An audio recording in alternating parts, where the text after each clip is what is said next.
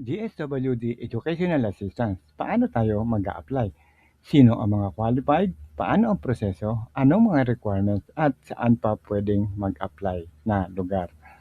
Ang DSWD Educational Assistance ay isang tulong pinansyal mula sa Department of Social Welfare and Development o DSWD para sa mga mahihirap o nangangailangang estudyante mula sa elementary, high school hanggang college.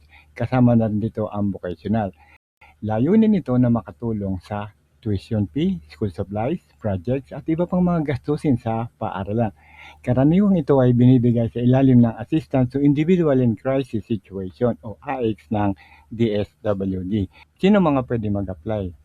Mga estudyanteng kapos sa pinansyal o anak ng minimum wage earner, solo parent, OFW na nawala ng trabaho, kasali rin po sila dyan, o may emergency crisis, may proof of enrollment at certificate mula sa eskwelahan.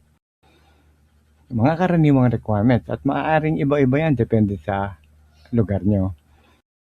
Una-una ay school ID ng estudyante, yung naka-enroll ngayon Certificate of Enrollment o Registration Form, Barangay Certificate of Indigency, valid ID ng magulang o guardian, at authorization letter kung hindi ang estudyante ang mag-a-apply. Pwede rin po yan, magpapa-apply po kayo sa ibang tao.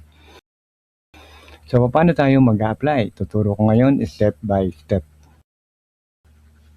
Una, alamin kung bukas ang aplikasyon. I-check ang DSWD field office sa inyong lugar o region o official Facebook page ng DSWD. Nakadepende po kasi ang pondo niyan sa lugar. Mag-schedule o pumila. May ibang lugar na online registration. May iba naman na kailangan ay walk-in. Dati na kasi nagkaroon ng online registration at booking ang ibang lugar katulad ng Aurora, Pampanga, Bulacan, Tarlac at iba pa. Kaya hindi po ito permanente. Number 3, maghanda ng mga requirements. Siguraduhin kumpleto at may photocopy na sa mga nabanggit na requirements. Number 4, pumunta sa DSWD office. Dadaan ka muna sa interview o assessment para malaman kung ikaw ay qualified at mabigyan ng educational assistance. Number 5, hintayin ang approval at payout. Kapag na-approve na, ibibigay na ang tulong na cash o financial. So magkano naman ang educational assistance? Depende po yan sa antas ng pag-aaral at assessment ng DSWD. So, depende, kanya-kanya po yan na pangangailangan.